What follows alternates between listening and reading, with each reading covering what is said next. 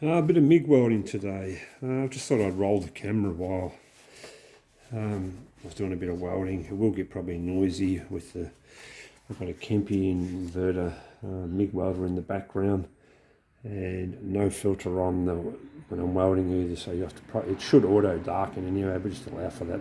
We'll see how it goes anyway. Just whip through a few welds. I use this pedestal. It's just a sample piece that I use to set up my positioner. You can probably see the weld around the bottom here. So I just use this as a pedestal, put my parts up on. I'll bring it over shortly and just whip through the parts, and you guys can watch or not watch as you choose. And I might come back a little bit further on in the video. I might do a couple and just whip through a couple and show you a few welds along the way and talk about the uses of the pedestal and why not put it on the plate, the actual surface plate itself. So I have a home shop, as most of you probably know if you've watched my videos, and space is a problem, so I just have a fold-up workbench that I place this steel plate on. You can probably see there's a lot of spatter in the background there. I forgot to spray I cleaned off the plate, but I forgot to put any spatter on there, but it doesn't matter anyway. So this is a plate I use for a fixture, and this is the fixture's on the opposite side. So this is my welding side, I suppose. I use this plate again and again, so it's just handy for what I need. Most of the things that I weld normally fit on this, otherwise they just fit where they fit. So yeah, problems of working at home is limited space, but it does the job anyway.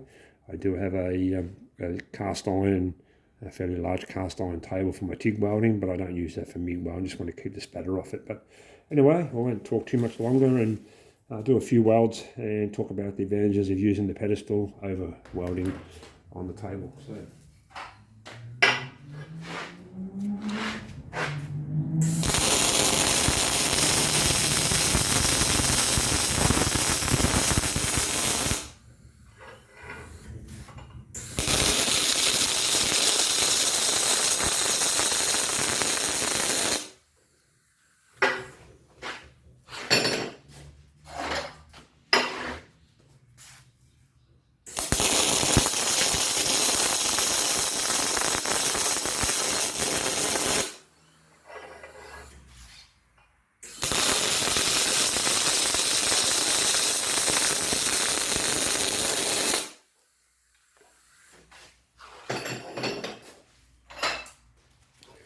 Just to explain a little bit on that part anyway, for those who are interested, I weld the opposite side to the tack. I'm getting a bit too close here. So what I do is I set this up in a jig, I weld across the end, okay? Put a tack on one side. Because of the jig that I use, I can't tack the other side. To put this gusset here needs to be in, well, a pretty good spot where it needs to be. It needs to be in a pretty much exact spot. So these are just laser cut plates. And I just weld this little gusset on here. So as you can see by the size of my hand compared to the plate, it's not huge, but it's an ongoing job for me, so I'm grateful for it. So I weld the, weld the opposite side to the tack, so it pulls that side. If you weld the other way, it will pull. So tack on one side, weld the opposite side. That way it'll fight the tack, it won't want to pull away. So if you weld that side, it will pull over without the tack on the opposite side. Just a little thing for you guys to know. Hopefully that's showing up okay. So it all cleans up nice at the end. There's a little bit of spatter to clean up, but I'll whip through them pretty quick, as you see. So I'll just keep going for a few more, and I'll come back and talk a bit more about why I set it up like this.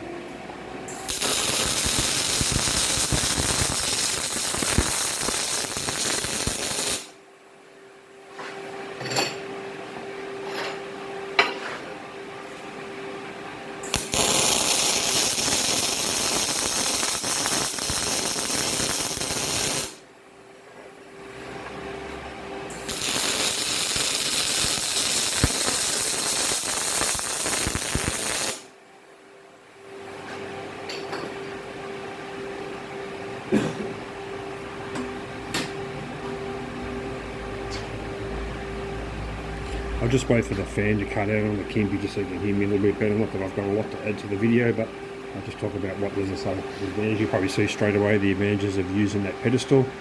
Gets you up nice and high. Okay.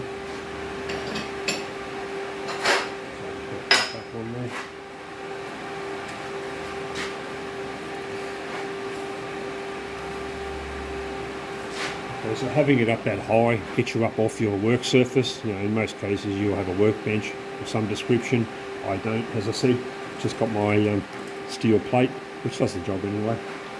And the good thing about that is set the height how you want. This is just an off-cut piece of material. I was just setting up the welding positioner on, and there's just a piece, as I say, the off-cut was off the end of the job. Just tacked it onto this plate and just set it up in the welding positioner, just like I set the timing up on the welding positioner or rotator. For those who are interested, I do have a few videos on my YouTube channel of a eBay welding positioner for you guys who are interested in welding positioners or rotators.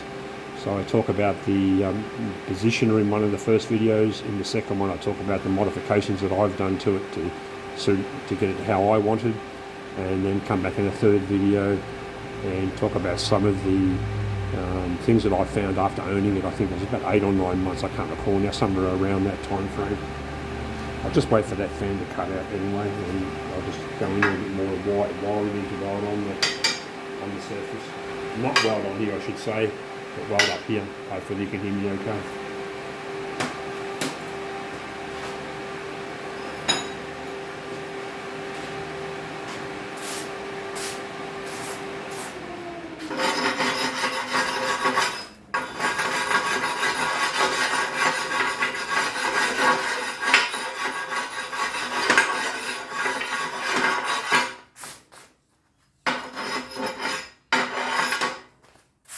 And for those who are curious, you might be surprised that it doesn't work on bright metal, but when you use anti-spatter, you can spray it on after, as long as it's not too heavy.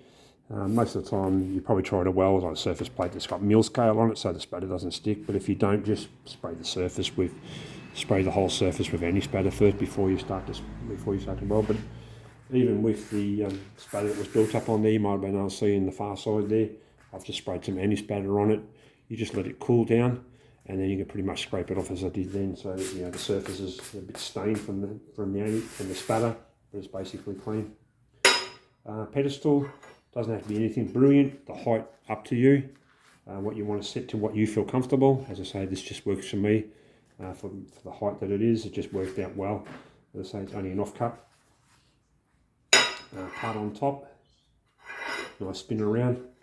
Why I use the pedestal, as I say, for the height, to get myself comfortable. Also, mainly why I use it is you don't get any arcing on the surface of the plate.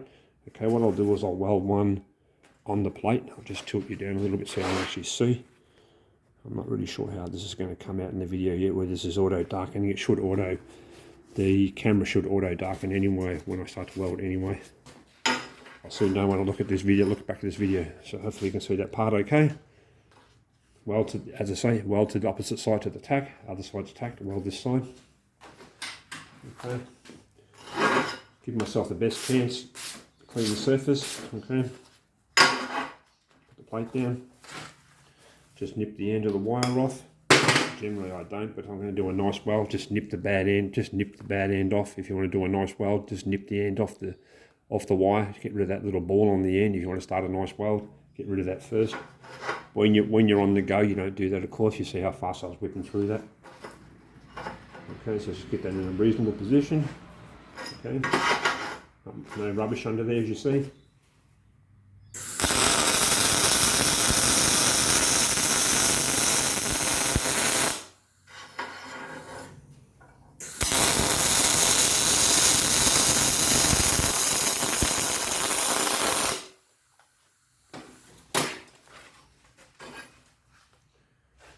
Okay, so bringing that back up now. Not a huge big deal, but usually they're worse than that. So when the surface is clean, so I cleaned that off. You can see these little markings here. Okay, what I probably should have done. Well, generally when you're on the go, like I was a minute ago when it was on top of the pedestal, or on top of that piece of pipe, Just tilt him back up.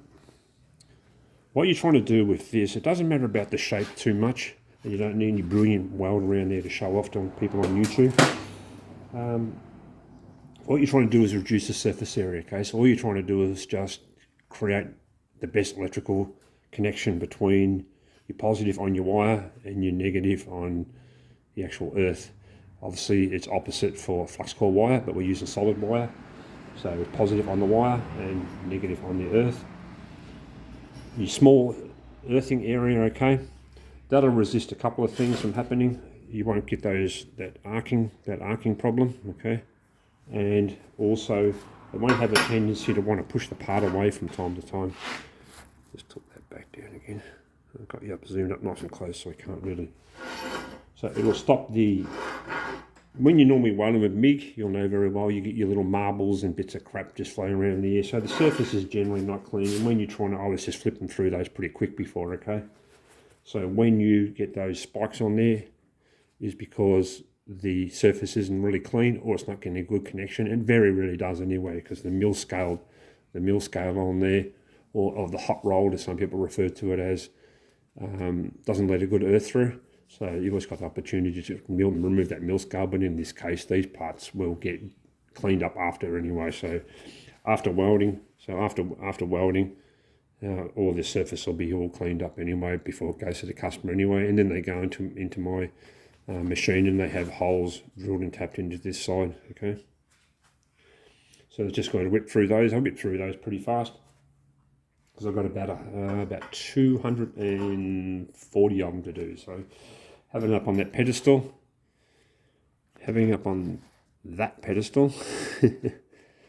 makes it a lot easier. As you see, you've got a bit of height, nice bit of height there. Spins around nice. Minimises the amount of rubbish that you got underneath your workpiece. Gets your best connection. I'll just do one more, and then we'll have a look at comparing the two. Okay. No any spatter on the surface. Okay. I'll just nip the wire anyway because it's gone cold. If your wire stays hot, you don't normally need to nip the ends of nip the end of the actual nozzle. But when you let it go cold, you're best off just trying to nip the end. Your choice, of course, but just a little tip to do anyway.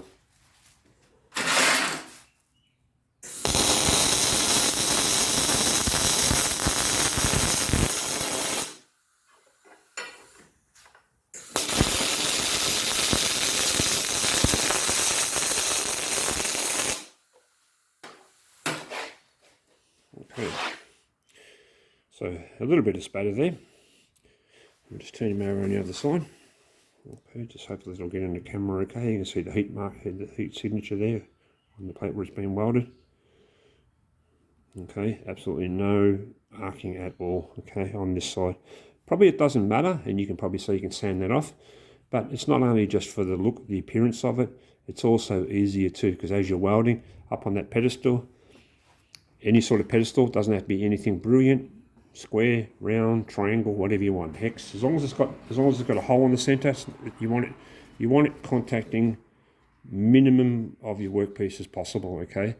But there's enough to get a current. Obviously, you don't want it too small, but you don't need much. You've seen the size of electrical cable. It doesn't need to be huge to make a connection. So as long as you've got, I'm going to say, some sort of connection, as you see, that's a big area, and that pretty much covers the whole area. So I'm sort of emphasising that a little bit because I don't know the size of the part you're going to be welding, so it's a bit of a universal thing to say what you will be welding, what's going to work for you. But these, as I say, this is only a small part, will vary in size. I only use this sort of pedestal for pretty much welding these parts.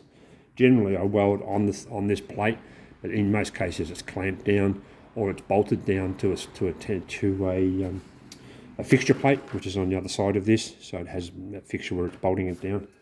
So the best connection you have, the better the welder will weld, okay, and it won't misfire on you. It'll be just a lot better way of welding, okay.